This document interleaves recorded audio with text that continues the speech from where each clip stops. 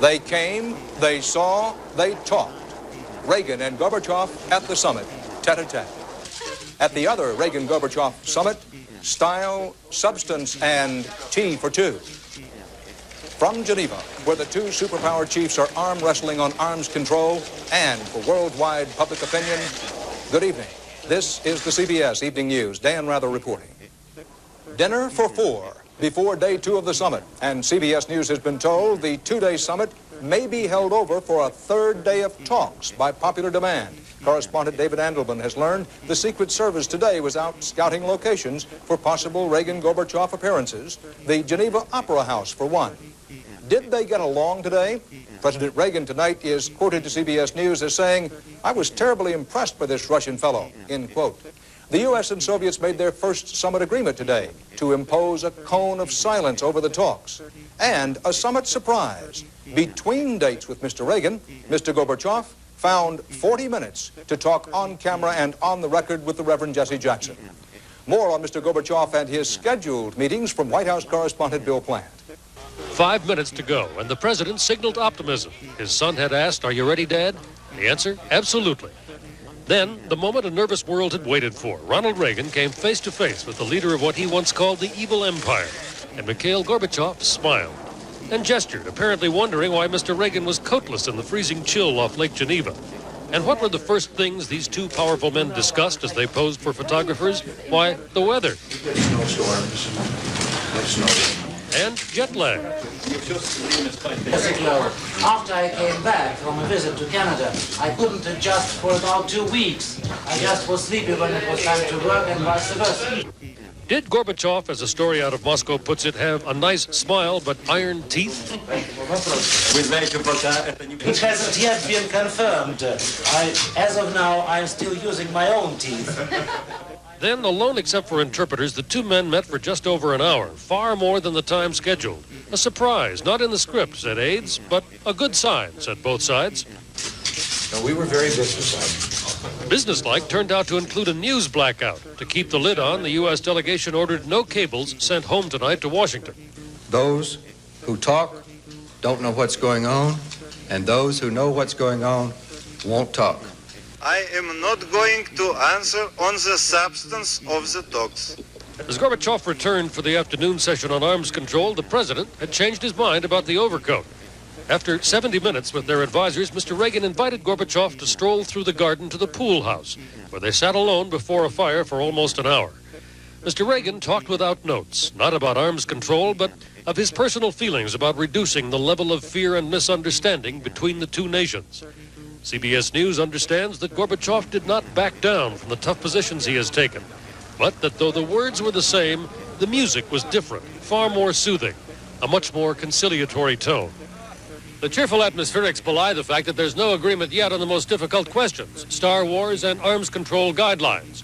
And though there will almost certainly be a joint appearance with separate statements by each man, sources tell CBS News there's still squabbling among the president's advisors over the wording of his statement. Tonight, Gorbachev was the host. We think it's useful to have face-to-face contact. How do you think it went? We're smiling. It was a start, but there is a long way to go. Bill Plant, CBS News, Geneva. And then there was the third man, the Reverend Jesse Jackson's session with Chairman Gorbachev. We have come as a body of American citizens. The 40-minute meeting took place at the Soviet mission at Jackson's request. Jackson and a group of American activists from the peace and women's rights movements gave Gorbachev a petition calling for a nuclear weapons freeze and test ban. The group later tried, without success, to meet President Reagan. Gorbachev was polite but non-committal when Jackson raised concern over the Soviet human rights issue and then raised it again. There is a great sense of anxiety by many American people about the plight of Soviet Jews. On arms control, Jackson came away optimistic about Gorbachev's strategy at the summit. One gets the impression that he is here with a tremendous amount of intentionality on making something happen around arms control. Give me some sense of what kind of person he is. I was impressed. I looked at a guy like Dobrynin and some of the other top Soviet leaders who were around him. They were looking on as if they were awe-stricken, as if We finally got a guy who can match you guys, and we got us a leader here. If, I don't know that he is, if President Reagan is thinking this evening, this is exactly what I didn't need. Jesse Jackson walking in there talking to Gorbachev, this is precisely what I didn't want and is very counterproductive. What could you say to him? Well, it wouldn't be true. If we were over here attacking him, it would be counterproductive. And of course, we're not. Nobody with a commitment to world peace and justice can object to our appeal, nor to our approach. But they could object to your timing, Reverend Jackson. This was precisely the time to do it. The time is now. If not now, when? If not here, where? And if not us, who? Not all of today's photo opportunities were public relations opportunities for the Russians. Let our people go, Mr. Gorbachev! 5 Jewish activists, including one who said he spent more than a decade in a Soviet jail, were arrested after a 2-hour sit-in at the Soviet airline office here, in the most aggressive human rights protest in Geneva yet. Now about Nancy Reagan and Raisa Gorbachev. Tom Fenton looks at the First Lady and First Lady comrade. It's been over 11 years since the wives of a Soviet and American leader have met. Raisa Gorbachev and Nancy Reagan are known to wield considerable influence with their husbands. Their get-together took on the nature of a second summit during which they discussed the real one. Each had the same message. Her husband is seeking a better understanding.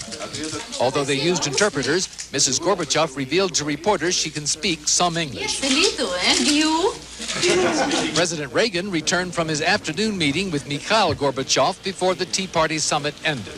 The Soviet leader's wife had stayed half an hour longer than scheduled. Afterward, Mrs. Reagan gave her reaction.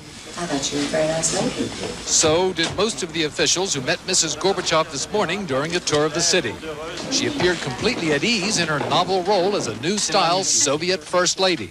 It's beautiful. Outside Geneva, the First Lady of the U.S. pursued her own interest in a meeting with young addicts at a drug rehabilitation center. It was a warm meeting which showed off Mrs. Reagan to best advantage. But later, a bit of photogenic sightseeing in the village of Saint-Pré was marred by a flap over tight security. Local residents were upset when all but a few were ordered to remain indoors and wave from their windows. Mrs. Reagan steered away from politics, but Mrs. Gorbachev never missed a chance to score a political point. To university students. We must struggle for peace. To a reporter. There should be peace. It is possible to achieve success. But when a Ukrainian dissident shouted a question about human rights, she simply ignored him.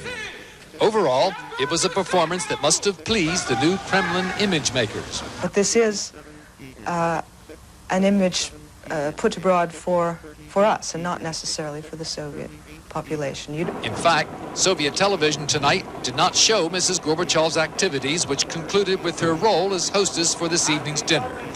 There, at least, Mrs. Reagan clearly upstaged her rival with her clothes. Tom Fenton, CBS News, Geneva.